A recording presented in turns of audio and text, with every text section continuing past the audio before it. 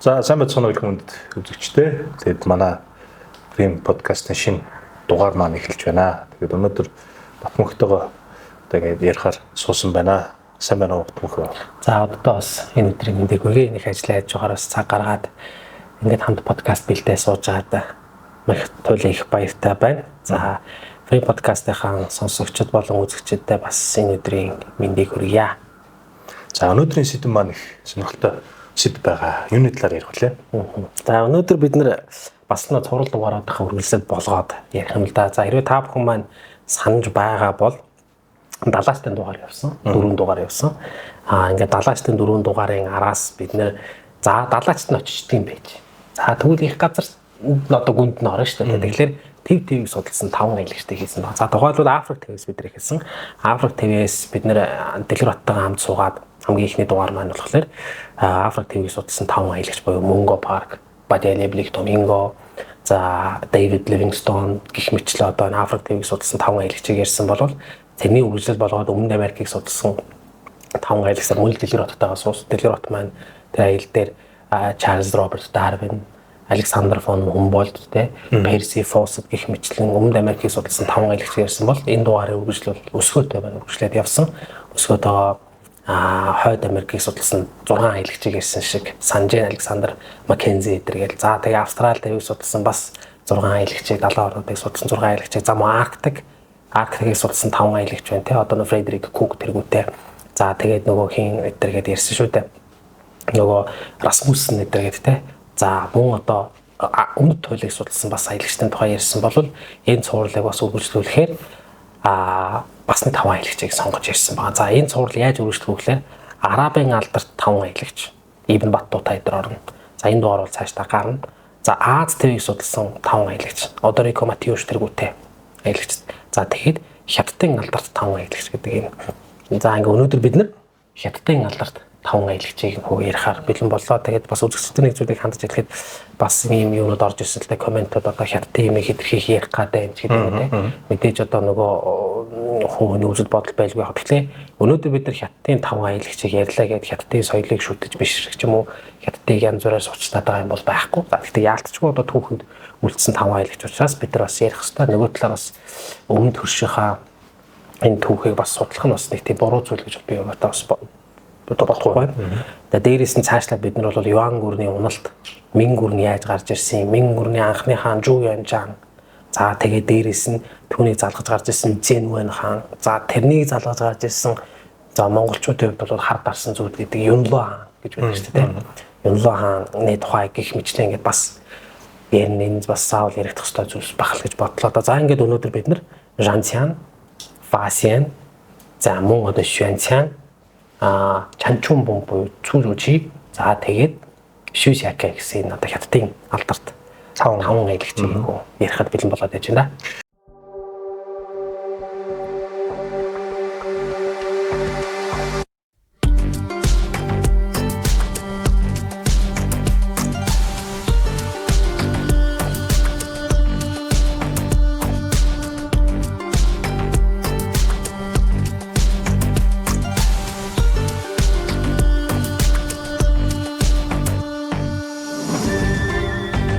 Дэд зэрэглэлийн 100% хөр хорхойн торг хамгийн тансаг хийж тод торг. Хятадын талаар ч гэсэн бас бид нар мэдэх хэрэгтэй, мэдээж хэрэгтэй. Дэлхийн түүхэнд дэлхий дээр байгаа л улс учраас бид нар бүх улсыг л бас сонирхож судлах нь зүүн хэрэг болов гэж. За тэгвэл өнөөдрийн сэдвийн төлөө эхлүүлье. За хамгийн эхлээ аялагч Жанцян. За энэ хүн бол монголчуудын тал нутгийн нүүдэлчдийн түүхтэй их холбогдно. Ер нь бол Төв Азийн цөл болон улсаар одоо өрн дахнаас нэлээд таслагдсан байдаг. Ер нь Хятадын эртний иргэншил бол барууны иргэншлээс салангад байсан. Энэ бол өмнө зөвхөн нийтийн тооллын өмнө 2 дугаар зуунд Хятадууд өрөндийн иргэншилтэй анх удаага холбоо тогтоож эхэлсэн байна. За Хятадын дипломат Хятадаас Дундад Аз руу хийсэн танин мэдхэн аялал нь Жанцян хэмээх энэ хүнийг түүхэнд мөнхөлсөн. За Хятадуудад Дундад Азийн элсэн чөлөөд, за баян бүрдүүд, тэдгэрийг дагаж амьдардаг хүмүүс, уул ус, газар зүйн мэдээлэл гээд энэ бүх зүйлийг хамгийн анх авчирсан бол яалтчгүй Жанцян болж таарч байгаа. За Памирын нуруу, за шулуухын хэлгээд Торны замыг бий болгоход газар зүйн угсаатны хамгийн анхны мэдээллийг эзэн хаанд авчирсан хүн бол энэ Шанцян гэдэг хүн байгаа тий. За Төв Азийн нүүдэлчид ялангуяа хан улсын хилд халдан тогтолдог байсан тэр үе бол бид бүгдээ мэдж байгаа шүү дээ тий. Одоо Төв Азийн нүүдэлчид хүн нүүм Сиамбэ гэж бүгдээ л одоо дотор газар руу тогтолдог байсан. За мөн одоо энэ үед бол хан улсад Wudi гэдэг хаан гарч ирсэн байгаа юм бол Emperor Wudi гэдэг D гэдэг нь бол яг хаан л гэсэн утгатай хаан л та. Тэгээ энэ хүн бол ямар бодлого баримтсан бэ гэхээр за өрөндийн энэ Юэжинэр буюу Кушаны хаан тусаж гарддаг. Эдэртэй холбоо тогтоогоод хүннүүчүүдийг баруун зүгээс цохиулаад бид нар өөрсдөө өмнө зүгээс цохиё. Гэхдээ биднэрт юу хэрэгтэй вэ? Сайн чанарын морь хэрэгтэй. Ерөнхийдөө нэг юм харилцан холбоо тогтооё, худалдаа хий гэсэн ийм саналыг бол холбоотон бол. Ер нь холбоотон бол ингээд харилцаагаа өргөдөх гэдэг нь шүү дээ. За ингээд бол энэ санаанаас анх үүдэж энэ Шанцяны аялал гарсан баам л да. Тэг хятадууд бол энэ хүний гавьяаг үнэлэхдээ хятадд анх удаага усан үзэм, амар жимс, өргөс тэмх, самар зэргийг тэндээс оруулж ирсэн гэж үздэг юм байна. За мөн Шанцяны хувьд бол хан улсыг хүчрхэгжих тэр гарааны үед амьдарч байсан. За энэ хан гүрнийг хүчрхэгжүүлэхэд өөрийн хувь нэмрээ оруулсан гэж үздэг. Хан улс нэгдэн хүчрхэгжиж улмаар урлаг, утга зохиол, газар тариалан, за шинжлэх ухаан гар урлал хөгжихэд бол Шанцяны оролцоо бол заавал байдаг юм аа. Тухайн хан улс газар нутгийн хувьд бол өнөөгийн бүгд найрамд хятад улсын хэмжээнээс мэдээж хамаагүй жижигхэн. Тэр чинь ерөөсөө шар мөрнөөс урагшаал байгаа штэ. Тэгээд шар мөрөөс хоошоо ерөнхийдөө тал руу ингээл нүүдэлтэй нутаг болоо явчин тий. Хойдуудын нутаг болоо явчин. За Шанцяны аяллаас өмнө хятадууд говь болон төвдийн өндөрлөгийн талаар ер нь ямар ч ойлголт байхгүй. Яг үннийг хэлэхэд. Тэгээ нүүдэлтийг тэм зэрлэг бүдүүлгэж тооцдог. За тэгээд тэдэнд байнга асуудал тарьдаг. Тэгээд тал нутгийн нүүдэлчд бол хэцүү хүмүүс. Хан улсын зааны үед бол хүннөө нараас баруун зүгт амьдардаг энэ нүүдэлч аймагуудтай холбоо тогтоож одоо энийг одоо унгана гэсэн юм санаачлалыг гаргасан бам л та. За хан улсын эзэн хаан Wudi яагаад энэ хүнийг сонгов гэж те. Нийтийн тооллын 138 онд энэ хүн өөрөө их тийм юу юм байна л да. Нэгдүгээр хүннүүчүүдийг их сайн мэддэг. Ер нь нүүдэлчдийн энэ амьдралын хэв маягийг их сайн мэддэг. Дээрээс нь газар орон зай маш өндөр баримжаатай. Дипломат илч одоо хүнтэй нэг ив аяа олдог хүн байдаг шүү дээ. Нэг үний ивийг олдог тэр чадвар их сайтай. Дээрээс нь их тийм санаатчлагтай, самбаатай хүн гэж үзсэн учраас хаан нэгтдийг хүлээсэн. Ингээд Шанцяныг бол аялалтай болсон. За ингээд мэдээ замд нь маш олон саад бэрхшээл тохиолсон. За тэгээд ингээд хамгийн түрүү тухайн үеийн суурин иргэд бол тэр Юэжи буюу Кушаны хаан тус. За Юэжи гэдэг нь хятадаар бичээд байгаа. Кушан гэдэг нь бол Жавахаланы өөрийнхөө номонд бол Кушаны хаан тус гэж бичсэн байгаа. Ер нь бол энэ улсад хот сонссон. Гэхдээ яг хаана байгааг мэддэггүй. За ингээд нийтийн тооллын өмнөх 138 онд Шанцяныг аялалд явахаас өмнөх Шанцяны намтар бол ер нь том бүдэг. Ер нь нэг мэдэгдээд байдаг юм байхгүй. Ямар тач одоогийн Шанси гэж мод байдаг шүү дээ тийм. Шанси мужид тариачны гэр бүлээс гаралтай. Тэгээд ер нь бол нийтийн тооллын 139 онд эсвэл 140 онд цол хэрэгмээр ингээд шагнуулад ингээд нийтийн тооллын өмнөх буюу манай эртний өмнөх гэсэн үг шүү дээ тийм. За Сыма Цяны тэр Шизие гэдэг тэр бүтээл дээр бичснээс харах юм бол Шанцяныг бол хил орчим худалдаа хийх тийм хэлэлцээр хийхэд нэлээд томилдог байсан. Тэгээ хэлэлцээр хийгээд бас нэг гэрээ хэлэлцээр хийхдээ тохиролцохтой их тийм адтай аргатай тийм хүн байсан ба. Тэргээр бол Wudi хааны таалалд нэлээд нийцсэн бом л та. За ер нь хятадын юу чинь дундад ус, төвийн ус гэдэг. Одоо Жунгуо гэдэг үг чинь төв ус гэсэн үг шүү дээ. Усрол Жунгук гэдэг байгаа шүү дээ тий. Японууд бол Чүгоку гэдэг шиг байна. Ерөнхийдөө дундад ус гэдэг нь ертөнцийн төвөл гэдэг л санаал явж байгаа. Тийм учраас эргэн тойрныхны бол зэрлэгүүд гэж үзсэн. За Ром дээр энэ байдлыг давтагддаг тий. Яг адилхан Ром гэдэг шүү дээ. Ром бол гэрэлгийгээ. Бусд нь бол түнэр харах уу гэж ярьдаг шүү дээ тий. Яг тийм. За Шанцяныг бол хамгийн анх 100 гаруй хүний бүрэлдэхүүнтэй хамт явуулсан байна. За энийгээс энэ хүн бол аялал, судалгаа, тагнуул. Шулуух айл гэдэг. Давхар. Тий. Хамгийн үнэс туслах нь тэр Ганфу гэдэг нэртэй хүннүү гаралтай анчин байсан байна. Хүннүү гаралтай. Ганфу гэдэг нэртэй хүн байсан байна. Тэр хүнийг одоо хүннүүчүүдээс олзож авсан юм шиг байна. Тэгээ энэ чинь олзсон болгоно алахгүй л та эдгээр чинь чадвартай хүмүүс чинь талдаа татаа цалингийн нөгөөд амьдралын хангаа ашиглана шүү дээ. Хэргийг нь гаргана шүү дээ тий. За Ганфугийн хувьд бол Сыма Цяны тэмдэглэснээр хүннүү гаралтай маш сайн мөрөндөг, ан сайн хийдэг, мөр сайн хөөдөг юм байсан байна. Тэгээ аялал нь бол өнөөгийн тэр өнөөгийн Гансю мужийн Ланжоу гэж хот байдаг тий. Ланжоу хотын хавцаагаас эхэлсэн байна. Нутгаас гараад хүннүүрээс баригдсан. Байдлаа тэр Ланжоу гэдэг маань тэр Хэсигийн коридор буюу Гансюгийн тэр коридор бол яг тэр нүүдэлчин суурин гэмт хоёрын хамгийн эхлээд тулдаг газар байхгүй. Хэрэв та бүхэн газар зураг дээр маш сайн анзаарах юм бол Гансюгийн коридор руу нүүдэлчд хүчирхэж ирэхлээр Гансюгийн коридороос урагшаа хятадуудыг түрдэг. Суурин гэмт хүчирхэгчгээрээ нүүддэг гансуугийн коридороос хөөж гаргадаг. Ерөөс ийм л яг тэр чинь нөгөө ингээд хятадыг өрөнтэй холбох яг гол зам чинь тэр стратегийн чухал цэг байх гэдэг шүү. Чухал цэг байна. Тэрийг л ерөөсө булаацалдаг. Торгоны зам чинь ерөөсө яг тэр хөрөл явж байгаа. Тэгэхээр одоо бол гансуугийн коридор хэний мэдлэлтэй байлаа? Хятадууд энэ хэлдэг. За тэгэхээр нүүддэг бол тэндээс шахацаа гэж ойлгож болно те.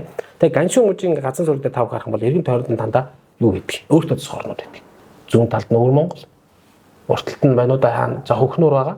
Тэгээд зүүн талд нь бол Нинсэ хотонгийн өөртөө цохорн байгаа. Тэгээ баруун талд нь буюу автономид хэрэгтэй те. Шинжээ агуур өөртөөс хойшоо Монголтой хэлцэлж байгаа жишээтэй те. Тэгэхээр энэ гансуугийн коридор бол хэдийгээр нөгөө хятад дотроо ядуу муу генетик гэх хүмүүс ингэдэг боловч геостратегийн үед бол маш чухал газар байгаа байхгүй тий. За эндээс гараад мань хүн шууд баригдсан. За тэгэхээр ягаад ч юм хүмүүнүүд тэнийг халаагүй. Өөрсдөө зүтгүүлэх гэж үзсэн байна. За Жанцааны үед бол хятад руу ч явна гэсэнгүү, Вэж рүү ч явна гэсэнгүү харин 12 жил орчим хүмүүнүүдтэй холцонд байсан. Тэгэхдээ тэр үедээ өөртөө халахж байсан тэр эзэн хааны захиа тэр бүгдийг маш сайн нууж чадсан байдаг. Тэгээ хүмүүжүүдтэй ингээд хамтдаа жинд явж ийсэн, тээвэрд явж ийсэн, тэр Вэж юм уу ингээд энэ тэнгээр ингээд үзээд мэдээлэл цуглуулаад ингээд нөө оргох боломжоо ингээд хүлээгээл яваадсан байна. За ингээд нийтийн тооллын өмнөх 128 онд буюу 10 орчим жилийн дараагаас зугатаач чадсан байна. За өмнө зүгийг барьж авсаар Жхай буюу Жхай яг хай гэдэг маань далаа гэсэн үг л тийм. Жхай буюу одоогийн бидний мэдэх тэнгэр уулын сувд гэж яригддаг Эсэгкул нууранд очсон байна. За Эсэгкул гэдэг маань ерөнхийдөө тийм эсэглэн гэсэн утгатай юм шиг. Ерөнхийдөө бол нэг тийм дулаан, хөлдөгдгүү гэсэн утгатай. Акул гэдэг маань нуур гэсэн утгатай.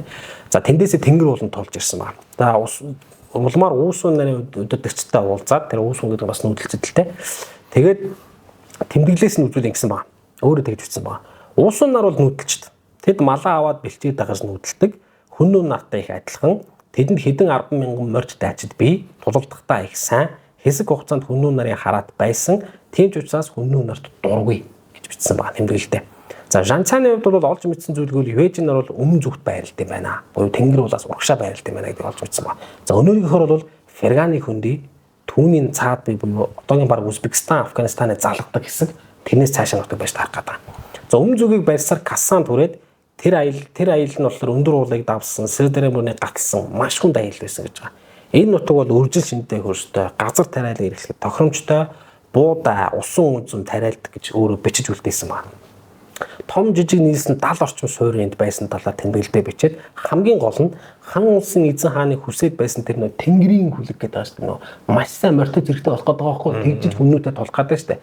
Тэнгэрийн хүлэг буюу үржил сайтай тэр үйлдвэр сайтайтай морьд бол энд байна гэж үзсэн. За тэрийг олсон. Гэхдээ Жанцааны хувьд цааш явсаар тэр согд гэж яриад байгаа шүү дээ. Согд ч баг 90 нутгаар орчихсон. Тэр бактери нутг руу ороод ингээд амуу дээрээ мөн сав газараар яваад тэгээд яг хөө тэр согд бактери хүмүүс Жанцааныг бол их дотно хүлээж авсан маа л да. Тэгээд хан улстай худалдааны харилцаа тогтоох хүсэлтэй байгаагаа чилсэн. Тэнд байх тэр Кангю гэдэг аймагаас газарчин гаргаж өгөө тэр Кизилкумын цөлийг гатлаад Кизилкумын цөлийг жонодын Туркменистаны нутгаар явуулчихсан. Юэж нартай очсон баг. Кушаны хаантай тий. За Юэж буюу Кушаны хаант улсын хувьд яг тэр үед Ираны өндөрлөгт байх тэр грек бактери улсыг бот нэрэгчээд байжсэн. За Жанцааны хувьд бол Кушаны хаант улсын хаантай уулзаж талдаа татах гэсэн боловч тэр бол дөнгөж сан хүн дайныг дуусгачихсан. Тэр хаа бол хятадтай худалдаа гэдэг хүннүүтэй байдна гэдэг бол яг өнөөдрийн байдлаар бол нууцлаараа тий дараагийн асуудал байж болох юм. За өнөөдөр бол би юм ярмаар байна гэсэн юм тий. Тэгээд хүнүү нартай бол урд нь үдчихээ суужаад нэг муудалцгаад байх нь бас нэг тийм сайн санаа биш. Тэгээд яг зөвлөлтөө дөнгөж хүнд дайнаас гарч ирж асар хохирол амсчихвас дахиад ингээд ийм хичээг үзүүлэх хэрэггээд асуудал өгдөө шүү дээ тий. За Жанцааны хувьд бол энд 1 жил болсон. Тэгээд нийтийн тооллын 127 онд их нутгаараа буцсан ба. Эхлээд Памирын нуураг буюу одоогийн Тажикстаны нутгаар яваад энэ газрыг өөрөө Цунлин буюу сонгонд ой гэж нэрлсэн ба. Цун гэдэг нь хятадаар сонгоно гэсэн үг л дээ. Лин гэдэг маань нөгөө Сэнлин гэдэг ханзын лин гэдэг ханз нөхгүй мод гэдэг ханз. Тэгэхээр ойтой юм уу тийм сонгонтой аймаа гэсэн утгатай тийм тэнглэсэн ба. За тэндээсээ Яркын төрсөн ба. Одоо энэ Шинжааны уураг нутгаар явчихсан те. Тарим голын хөндөй Такламаканы цөл те. Ингээд хөндөөгөр яваад Лоб нуур төрсөн ба. За Лоб нуур түрээд Такламаканы цөл төрсөн тэрээр нэг баян бүрдээс нөгөө баян бүрд дамжих замаар Лоб нуур руу орсон ба. За Такламакан гэдэг нь орон нутгийнхны хэллээр бол гаталшгүй зүйл гэсэн утгатай. Такламакан хинч амьд гардгүй. Тий, ер нь амар хүнд те. За Лоб нуурын орчин амгархаг тийм салхилдаг газрын тухай тэмдэглэсэн ба. одоо шар өнгийн элстэй гэдгийг тэмдэглэсэн байгаа. За энэ дахиж явж байгаа хүмүүн нар дахиад багтсан. Гэхдээ ягаад ч хүмүүнэрийн дунд маргаан үсээд тэгээд захирж авсан хүмүүс хоорондоо үзэгдэх үед нь тэр захирж авсан хүн алцчих. За энэ бол жанцаанд дахин зутах сайхан боломжийг олгоод ингээд яасан ба. Тэгэд хүмүүн нарыг мөр төрүүлэхийн тулд өөрөө хүн их яваад байдаггүй ус багтаа тийм хэсгээр явсан ба. Энэ бол яг цүл дангаж өгөх аюулыг гаргаж ирсэн боловч ямар ч байсан эсэн мэндийн хооронд очих ёстой гэсэн ийм юу яваа. Тэгээд шийдвэр авч жанцаан гаргаад улмаад энэ хүн замыг туулсан ба. За ингээд өөрийн үнэнч туслах нөгөө ганфугийн хамтаар тэгээд хан улсын нутагт орж ирж чадсан ба. Хүннүү гаралтай. Хүннүү гаралтай шүү дээ. За энэ аялалд нөө 100 хүн явсан гэдсэн шүү дээ. Манай хоёр л босч ирсэн. Босн бүгд замд 12 жилийн дараа гэсэн үг. За жанцааны хувьд энэ бүс нутгийн газар зүйн салбарт маш том нээлт хийсэн гэж Оросын одоо их сурвалжууд бол бичээд байгаа. За эндээс нь авч үзэх юм бол жанцааны хувьд бол за хятадууд ингэж нөө ли буюу лигээр хэмждэг байхгүй нэ хэмжээсээ. Тэгээ ли гэдэг маань одооныхор бол нэг юм шиг байна. 500 метр чинь нэг ли буюу газар гэж яриад байна. Ли гэдэг нь яг газар мазар гэсэн. Тэгээ тэр түмэн газрын цагаан харим гэдэг чинь одоо Ван Ли Чон Чон гэдэг байхгүй. Түмэн газар Ван гэдэг маань түм ман тий. Одоо хятад бол И Ван гэдэг нэг Ван гэж. Тэгээд Ван гэдэг нь түмэн, Ли гэдэг нь газрын, Чан Чан гэдэг нь урт хаан гэсэн үг байхгүй. Түмэн газрын цагаан харим гэсэн үг тийм. Тэгэхээр 25 мянган ли буюу 14.2 мянган км явсан гэсэн тооцоо гаргасан байна. За энэ он жилүүдэд жанцааны хувьд бол зорилгоос огт няцаагүй, буцаагүй өөрийн даалгавраа биелүүлж чадсан гэж төгсөж байгаа. За эх орондоо эргэж ирсний дараа хаанда өөрийн аяллаа тухай нэг осондоо бараг тайлан тавьсан. За энэ тайлан бол үнэхээр одоо хааны сонирхлыг татсан. Түүний бичсэн зүйлснийхаа Сямацаны тэмдэглэлээс гарсан гэдгийг бас бид анхаарах ёстой. За жанцааны хувьд бол хятадууд хамгийн анх Каспийн тэнгисийн талаар мэдээлэл өгсөн. Гэхдээ тэрийг болохоор Умардын далай гэж нэрлсэн ба. Одооны Каспийн тэнгис. За мөн Арал тэнгисийг Баруун далай гэж нэрлсэн ба. Дундад Азийн томоохон гол мөрнүүд хаанаас их явдаг юм бэ? Хаашаа зүтгэдэг талаар маш сонирхолтой тэмдэглэлүүдийг бичсэн. Газар дундын тэнгис Аз тивийн баруун хэсэг болон Персийн болонгийн талаар хүртэл тэмдэглэж бичсэн байна. Газар зүйн асар том нээлт хийсэн байна шүү дээ, хятадуудын хувьд тий. Тэгэхээр энэтхэг орны талаас гэсэн мэдээлэл байсан. Зүүнээс өмнө бол энэтхэг орны талаар хятадууд баараа л мэддэг байсан гэж байна. За энэ жанцааны газар зүйн талаар хийсэн тэмдэглэлүүд нь маш зөв нэг чотны точны гэж яддаг оновчтой байсан. Бактерийн хаант улсын нийслэл байхдаа жанцаан энэтхэг худалдаачтай уулзаад тэдний барааг нь үзсэн ба. Барааг нь үзэхэд нэг гайхсан зүйл нь энэтхэгчүүд хятадын өмнөд нутагт байдаг хулс модыг ашиглаж юм хийж зараад байгааг олж мэдсэн ба. Энэ нь юу гэсэн үг вэ? Ямар нэгэн аргаар хятадын өмнөд нутагтаа нөхдөл худалдаа хийгээд байна шүү гэдгийг тийшээ зам байна шүү сүүл тэрийг олж нээх хэрэгтэй юм байна шүү гэдгийг хаандаа бас хэлчихсэн байгаа байхгүй. За энэтхэг рүү Ассам Бирмээр дамжаад хүрэх байх гэсэн таамгийг гаргасан сүүлд нь зүг болж таарсан.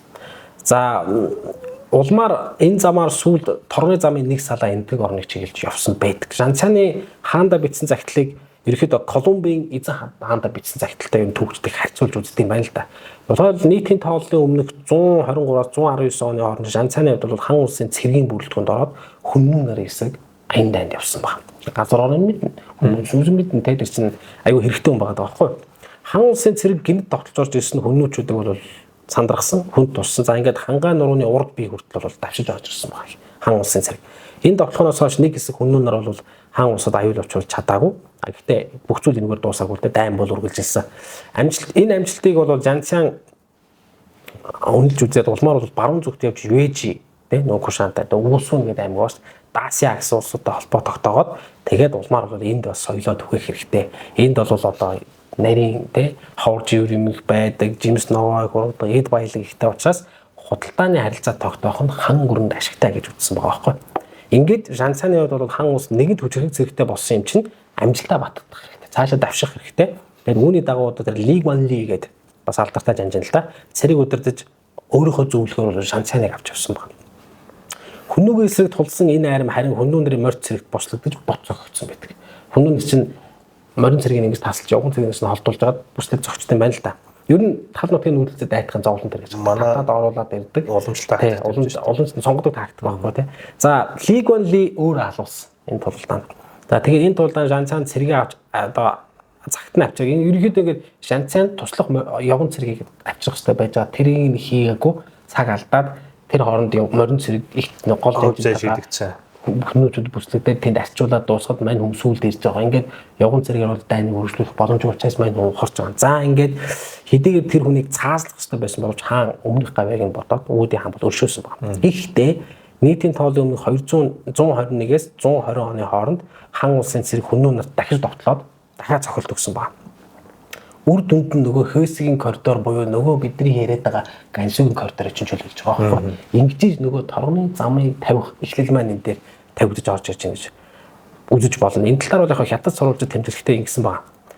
Давс нуураас өмнөд уус хүртэл давс нуур нууны хөхнөөрөө хэлээд байгаа шүү.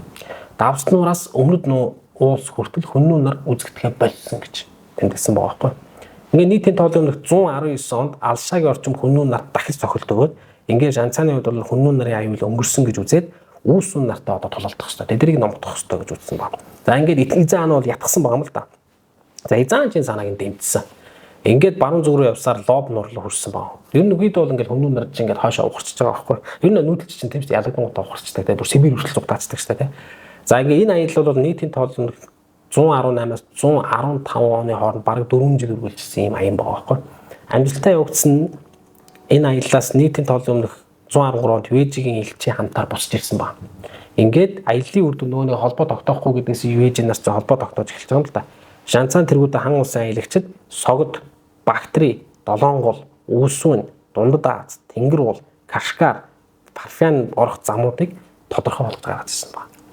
Жанцааны хувьд нийтийн тооллын өмнөх 112 онд нас барсан. Харин түүнийг нас барснаас 10 жилийн дараа хан улсын газруудад уус үний хязгаар хүртэл хэлсэн байдаг. Даасаа хүртэл хэлсэн байдаг. За зарим төгсгөл гэхдээ Жанцааны зорилго бүрэн биелээгүй. Яг тэгэхээр харь газрын тухайн мэдээлэл бол авчирсан, хүнүүчүүд бол бүрэн дарж чадаагүй. Гэхдээ одоо ер нь Жанцааны авчирсан мэдээ аялсан замын дагуу торгоны зам буюу худалдааны замын суурь бол тавигдсан. За тэгээд нийтийн тоолын өмнө 105 оноос эхлээд торг, бүс бараа, халуун ног, өнөд чулуу, тансаг үнэртэн, сувд, яст мэлхийн ой, хаш гих мэдсэн зүйлүүд тэмээнжинээр өрнөн зүгийг зориулсан. Тэндээс нарийн нандин жимс ногоо, сайн үлдгийн морь, зааны соёоч гэдэг юм те тийм зүйлсүүд буцаж ирдэг. За тэгээд энэ зам бол Хятадын Чанган буюу одооний Сиан одоос эхлээд Хөөсгийн нөгөө коридороор чинь яваад цаашаа энэ дундад Азийн тэ энэ одооний Шинжаагийн Хами, Якин, Турфан, Кашгар гэдэг нь баян бүрд дээр суурилсан суурингуудаа дайрч явж байгаа. Тэнгэр уул руу Кыргызстаны нутг руу гараад ингэж явсаар байгаа Туркийн Антиох хүрдэг. Тэндээсээ хөлөг онгоцонд ачигдаад Ром хүрдэг. Энэ одоо замыг бол бий болгоход зам Ром руу хүрнэ гэж. Бий болгоход Жанцаан бол ийм өөрөөр гүйцэтгсэн байна гэж. Ингээд за энэ бол манай эхний аялагч маань байлаа. Жанцааны хувьд би аялагын буруу хэлчих магадгүй. Жанцааны хувьд одоо өнөөдрийн Хятад улсад энэ хүний талаарх одоо музейч гэх юм уу дурсгал юмнууд юу байна юм. Одоо мэдэгдэж байгаа тийм. Яг гоо зүгээр энэ тэнд музейнүүдэд бол энэ үнэтэй холбоотой янз бүрийн мэдээллүүд бол байдаг юм байна. Тэгэхээр тэрийг бас судалж үзмээр юм байна. Яг энэ хүн зориулсан музей бол одоо шинэ бидний энд ярьж байгаа чанчун бомбод зориулсан сүм болоод байгаа байхгүй цагаан уулын сүм гэж байдаг тийм. Яг тэрншиг тийм сүм юм бол би бол яг энийг судалж явах хэвээр бол бас яагаагүй юм байна. Нэг сонирхолтой асуулт асууя дээ. Одоо манай хотмогч бол харбин хотод төгссөн хүн байгаа тийм. Тэгэхээр ерөөхдөө одоогийн бүгд найрамдах Хятад ард улсын газар нутгуудаар хэдэн хувиар нь ер нь явж үзв тийм. Ингэхдээ одоо иймэрхүү түүхэн газруудаар юм хэр явж үзсэн бэ? За Хятадын 100 эрэг, 100 хойд эрэг, 100 өмнөд эрэгээр нэлээ явсан. Хятадын баруун зүгийн нутгууд руу нэг бага явсан байлаа. Ер нь хамгийн баруун тал нь Сиан буюу эртний нийслэл орсон нөгөө терракота гэж ярьдаг шүү дээ. Цаашаа бол энэ Шинжаа уугаар одоо энэ хөхнөөр төв гэдэрч бас их сонирхолтой. Тэгээ ерөнхийдөө бол бас явж явах юм байгаа тийм. Тэгээ Хятадыг өөр одоо дандаа нэг Хятадын төв рүү гараад ирэх юм дандаа салан тулгаас сонирхолтой нөхдөд байдаг байхгүй өөр монголч гэдэг юм уу. Шинжаа уугаар өөртөөс хорон гэдэг төвд ч гэдэг юм уу тийм. Эдний чин газруудыг нэгдэх юм бол Хятадын нийт газрууд нь баг 50% болчихж байгаа. Тийм. Өөртөөс хорнууд бүгд ингэ нийлэх юм бол Хятадыг бас мэдэх тийм яг бодитоор байгаар нь мэдрэх юм шаардлагаас бидэнд байна. Байна. Яалтчгүй байна тийм. Зөвхөн одоо ирээнээр ч юм уу хөх хотоор Бээжингээр төсөөлөхөс боломжгүй болчиход байгаа тийм. Том айл шүү дээ. Хятад ч том айл байхгүй тийм. За дараагийн хүн маань. За дараагийн хүн маань эхний хүн маань бол Жан-Цян ч өөрөө нөгөө юунд аялж ирсэн юм шүү дээ. Ерөнхийдөө нэг улс төр эдийн засгийн зорилготой гэх юм уу да тий баг тийм геостратегийн зорилготой аялсан бол дараагийн хүн маань Фасиан гэдэг нэртэй бурхны шашны лам байгаа. Аялагч. Санавартан байгаа. Энэ хүн бол нийтийн тооллын өмнөх хүн маань нийтийн тооллын өмнө аялж ирсэн бол цаг хугацааны хувьд арай дараа нь гэсэн үг тий. 399-с 414 оны хооронд Дундад Азийн их нутгаар аялж эмтгэг хүрсэн баг. За энэ хүн бол Фасианы гаргасан замаар эмтгэг оронтой худалдаа арилжаа хийх болсон сүүлд нь хятадууд. Өөрийн аялын талаар маш сонирхолтой дэлгэрэнгүй юм тэмдэглэлийг үлдээсэн. Ингээд манай нийтийн тооллын 4-р зуунд бол хятадд буддын шашин дэлгэрсэн байдаг нь энэ Фасианы аяллаа дараах үедээ ерөөхдөө давхцдаг. Тэгээ энэ процесс бол мэдээж нийтийн тооллын 1-р зуун наслын гэдэг шашин дэлгэрэх процесс чи яваад байгаа шүү дээ. Гэхдээ ингээд нөгөө Фасианы аяллаа дараа бол ингээд ерөөхдөө ингээд давлгаа нь бол нэмэгдээ явсан. За буддын шашин бол хятадын соёлыг бий болгоход өөрийн нөлөө үзүүлсэн гэж үзэх бүрэн үндэстэй. За улмаар энтэг орныг зорж хятадын буддын лам нар бол явах болсон. За эдгээрээс хамгийн алдартай нь бол мэдээж Фасиан. За энэ хүний талаарх бага насны талаарх мэдээлэл бол нэг тийм илбэг байдаггүй. Тэгээ энэ нь бол бага насаа нэг буддын сүмээ дээр хэрэн гисэж өнгөрөөсөн ийм хүн байдаг. Тэгээ насан турш үедээ бол лам болсон байна. За энтэг орныг зорих сэтгэл шулуутсан шалтгаан нь ерөөсөө бурхан ном гэдэг чинь тэнд үүссэн юм байна. Би тэндээс л өмнөнийг олох юм байна гэдэг ийм сэтлэр л тэр орныг зорьсон байна.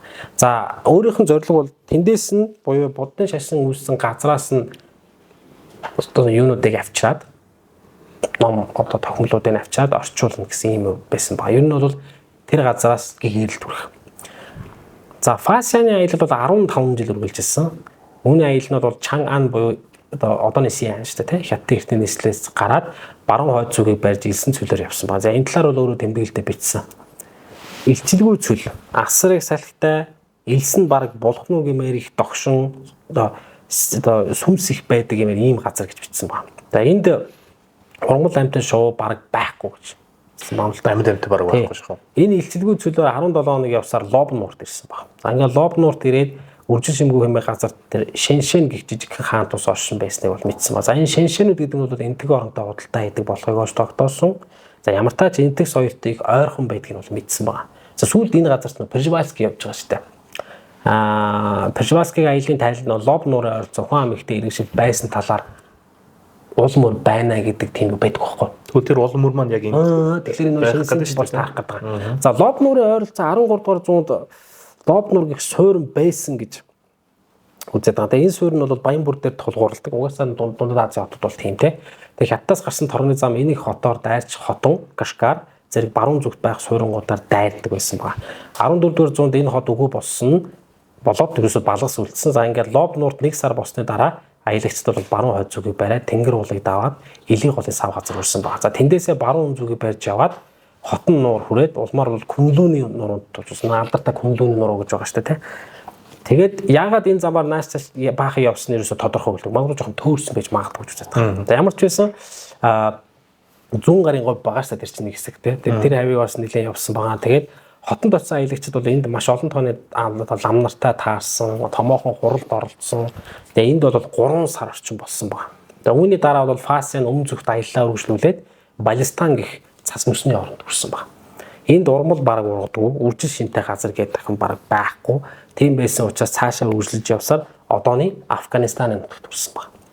Афганистаны улс дунд цааш баахан зам олгүй явсан. За энд бол нөгөө хорт лууны талаар тэмдэглэлээ бичсэн баг. За энэ одоо ямар амьтан байсан тухай тодорхой үлдээг. Ямар ч байсан Яркинд Күнлүүний өмнө хэсгээр нэлээд их явсан баг.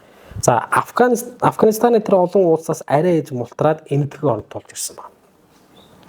Ингээд ер нь бол одоогийн Пакистан л да энэтхэг оронд тухайн чиний Пакистан гэж ус байсангүй шүү дээ. Ийнд бүрний хөндөөгөр яваад Пешаварт ирсэн. За ингээд Кабул голын их болох тэр Гило ууланд тулж ирсэн. Тэндээс өмнө зүгийг барьж явсаар Хиндукуш уулыг давсан баг. Ингээд энэ үед түүнийг дагаж явсан нэг хүн нь бол хосгож өгсөн байдаг харамсалтайгаар. Ингээд Хиндукушийг давсны дараа Пенжаб бууж ирж байгаа. Энд бол Фасианы үед бол Төвдийн хаан тус Төвийн хаан тус гэх газар ирсэн баг. За энэ бол Фасианы тэмдэглэлээс үзвэл энд хууль гэж байдаг. Хүмүүст нэг гэгээлэг, захирагч гэж байхгүй, алга ял гэж байхгүй, ийм зүйлс байна гэж. Тэр юм нүгэлгүй хүмүүс байх гэдэг шүү. Их гэгэрлийн орн байна гэж бичсэн байна л да. За Фасианы хувьд бол яг энтхийн олон хотоор явсан. Тэгээд Каракорумын талаар бас бичиж үлдээсэн. За Фасианы хувьд бол өмнө зүгийг барьж явсаар ган мөрний хөвөнд бас өрсөн байна. Ариун ганг те. Энд буддын шашны сүмд хэсэг байрлаад буддын судруудыг судлаад ингээд нийтийн тооллын 414 онд энтгээс хөдөлж улмаар далаагаар их орон руугаа буцаж ирсэн байна. За замдаа Цейлон буюу нөгөө одоо ч үлээ Цейлон чинь Шидак болов. Цейлон цай. Тий. Цейлоны юун дээр 2 жил саацсан ба. Тэгээд далайн шуургатай таарад яавын арлаар тойрч яваад ингээд 415 онд буюу нутгаасаа гарснаас хойш 18 жилийн дараа Кантон буюу одооны Гуандунд буусан баг. Ингэж өөрөөр хэлбэл 1600 жилийн өмнө болсон үйл явдал болох гэдэг тийм. Ингээ ирснээсээ хойш хэдэн жилийн дараа өөрийн тэмдэглэл болох төр яг Оросууд бол тэгж орчуулсан байдаг. Описание буддийских государств буюу орчуулах юм бол буддын шашны тус судалгаа тийм. Тэр Фугуоц гэдэг багхгүй хятадаар нь Фугуоц гэдэг. Тэгээд тэр номыг гаргасан. За энэ бүтээлдээ Төв Аз болон Энэтхэгийн бараг 30 хаан дуусан тухай мэдээлэл оруулж ирсэн тухайн цаг үеийнхаа. За энэ бүх улсуудад бол Фасиан очсон. Тэгээ энэ бүтээлийг бол тэр Абель де Мюза гэх Францын орчуулагч хятад хэлнээс Франц хэл рүү буулгасан байдیں۔ Тэгээд яг сүүл англи хэл рүү бас буулгасан.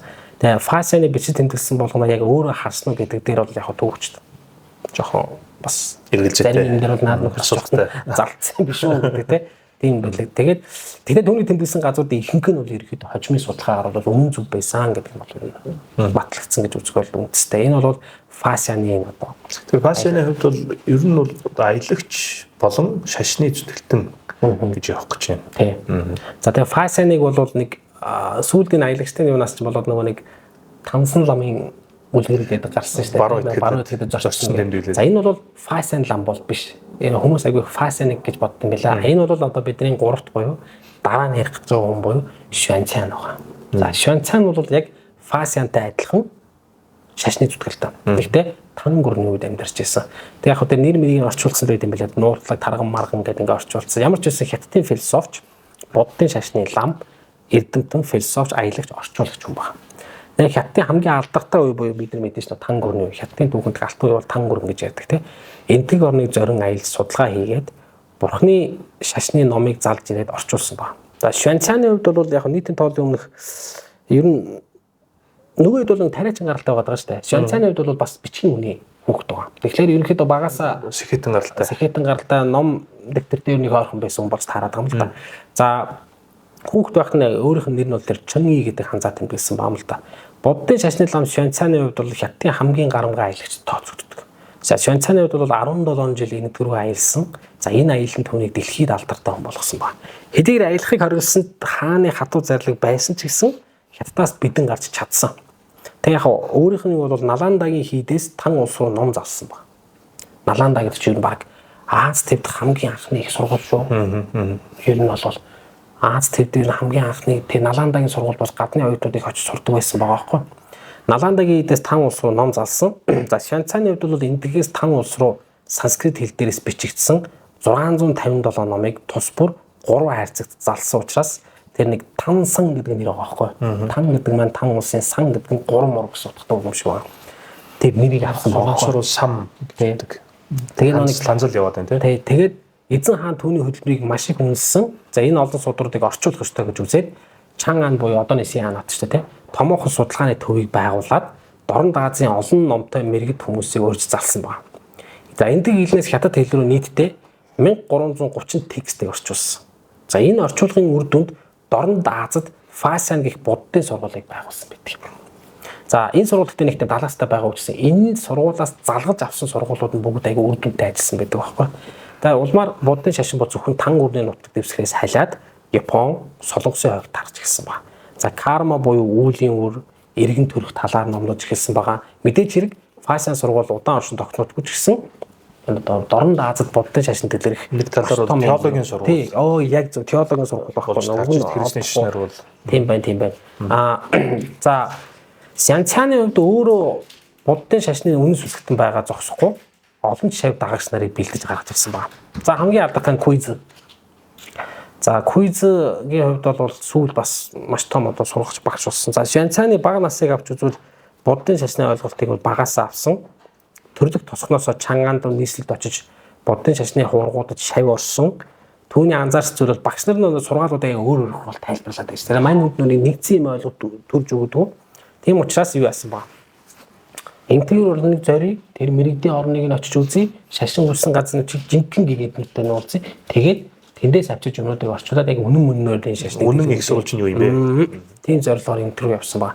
За тэгтээ яг хэдийгээр нөө тан гүрний үед юу үүсэд байсан ч гэсэн урд нь бол яг энтгийн лам нар ч гэсэн өөрсдөө бас боддын судрыг одоо намайг бол хятад хэл рүү орчуулах ийм зүйл бол байсан л юм л да.